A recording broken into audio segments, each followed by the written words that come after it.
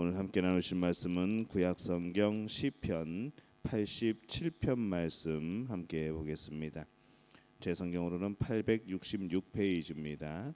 시편 87편 말씀.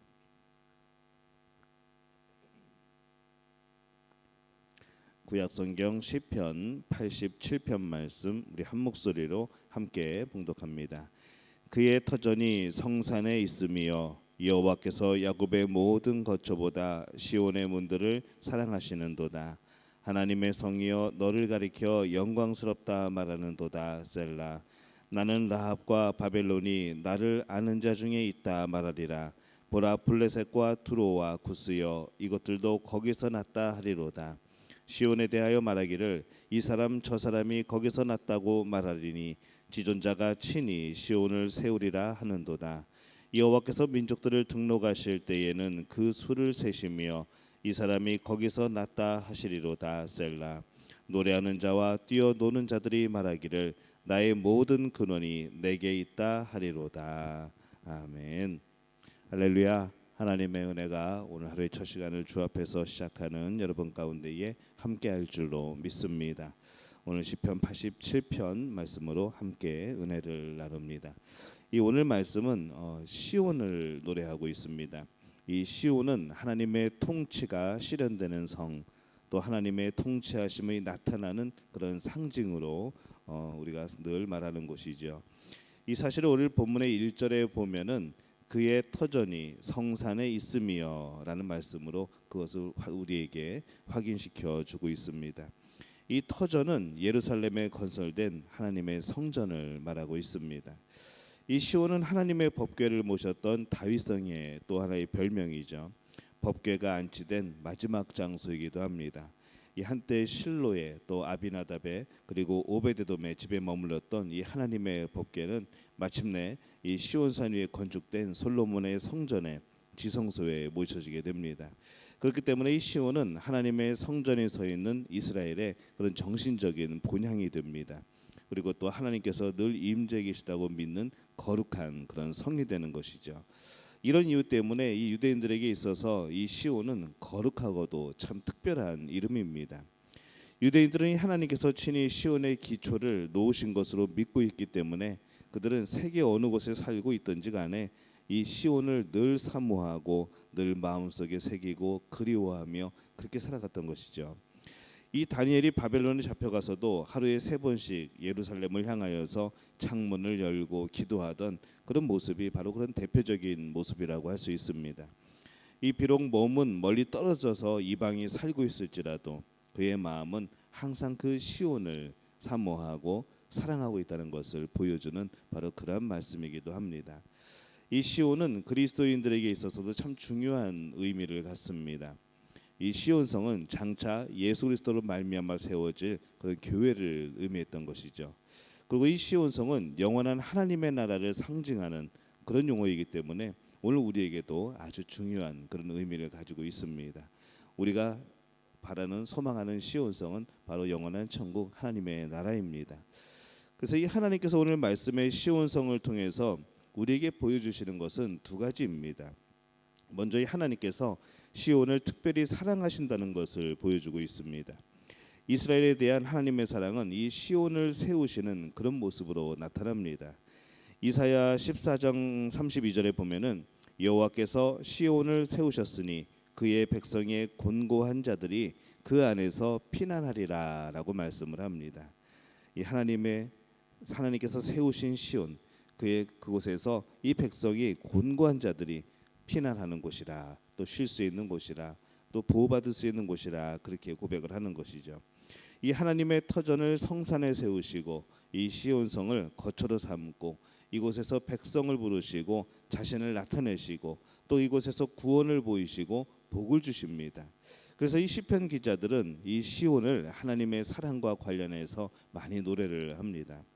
이렇게 하나님께서는 야곱의 모든 거처보다도 시온의 문들을 사랑한다라고 표현을 합니다. 2절에 보니까 여호와께서 야곱의 모든 거처보다 시온의 문들을 사랑하시는도다. 그 사랑이 얼마나 큰지 우리가 이 9절에서 또 볼 수 있는 것이죠. 이 야곱이란 이스라엘 전체를 가리킵니다. 이 따라서 말씀은 이스라엘 백성이 거주하는 이 가나안 땅의 모든 거주지들보다도 바로 이 시온을 더 사랑하신다는 말이죠. 물론 하나님께서는 그의 창조하신 모든 세계를 사랑하시고 또 관심으로 또 애정으로 돌보십니다. 그렇지만은 하나님께서 이 지명하고 부르신 이 하나님의 백성들을 더욱더 사랑하고 계신다는 것을 우리가 이 구절을 통해서 봅니다. 3절에 보면은 하나님의 성이여 너를 가리켜 영광스럽다 말하는도다 셀라 이렇게 말씀을 합니다. 이 하나님이 이렇게 시온을 특별히 사랑하시는 것은 이 시온이 하나님의 영광, 또 하나님의 존귀, 또 그것을 세상과 그 백성을 향하여 드러내는 곳이기 때문에 그렇습니다. 그리고 무엇보다도 이 시온은 영광의 왕이신 하나님이 거하시는 곳이라는 그런 인식이 그들에게 있는 것이죠. 마찬가지로 우리가 그것을 생각하게 될 때에 이 교회의 영광스러운 것은 바로 그리스도의 몸이기 때문에 그렇습니다. 교회가 우리가 외면적으로 보면은 그냥 건물이고 그냥 사람들의 모임이지만은 우리가 이 성경적으로 영적으로 우리가 해석할 때는 이 교회는 이 교회의 영광은 바로 그리스도의 몸이기 때문에 영광인 것이죠. 성도의 몸이 영광스러운 것은 그리스도께서 핏값으로 사신 하나님의 전이기 때문에 이 성도의 심령이 영광스러운 겁니다. 교회가 구원의 터전으로 또 영적 시온성이 바로 되어지는 겁니다. 그렇기 때문에 이 하나님의 영광은 교회로부터 세상에 드러납니다. 교회가 잘못하면 하나님이 이러고 욕을 먹게 되는 것이죠. 교회가 잘하면 또 하나님이 영광을 받습니다. 하지만은 항상 교회를 향한 손가락질은 멈춰지지 않습니다. 왜냐하면 사탄이 또 그렇게 놔두지 않기 때문에 그런 것이죠. 그래서 이 교회는 바로 하나님을 나타내는 곳이기도 합니다. 이런 위험스러운 부분도 있지만은 분명한 사실은 교회는 참 영광스러운 곳이라는 겁니다. 하나님의 영광과 구원이 바로 이곳에서부터 나오기 때문에 그렇습니다. 그래서 우리가 우리 교회를 생각하게 될 때에 하나님께서 세우시고 하나님께서 인도하시는 우리 교회를 생각하게 될 때에 바로 이것이 하나님의 역사심이 나타나는 곳, 하나님의 함께 하시는 곳, 또 우리가 살아가면서 우리의 마음을 두고 하나님 앞에 나아갈 수 있는 곳이라는 그것을 늘 기억하고 살아가는 또 사모하는 여러분들이 되시기를 예수님의 이름으로 축원합니다. 두 번째로 이 하나님은 시온을 통해서 모든 민족을 구원하시는 계획을 보여주십니다. 하나님께서 이 택한 성의 범위는, 구원하시고자 하는 성의 범위는 4절에 보면은 나는 라합과 바벨론이 나를 아는 자 중에 있다 말하리라. 보라 블레셋과 두로와 구로여 이것들도 거기서 났다 하리로다라고 말씀을 합니다. 이 나라들이 어떤 나라들입니까? 이들이 있던 곳이 어떤 곳입니까? 바로 이스라엘을 괴롭히던 이방 나라이면서 또 원수들입니다. 그런데 이들이 하나님의 택한 백성이 될 수 있다고 말씀을 하는 거죠. 참 놀라운 말씀입니다. 이들은 이스라엘 족속을 괴롭힌 대표적인 이방 족속이고 또 이스라엘 백성들에게 있어서 범죄를 유발시키는 그런 원인이 됐던 사람들이고 또 그들이 가시와 올무가 되어서 항상 이스라엘을 괴롭혔던 그런 집단들입니다.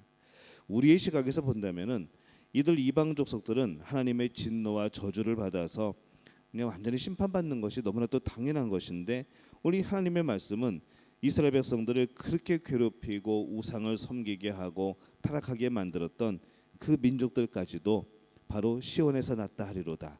그들을 구원하시겠다라고 말씀을 합니다.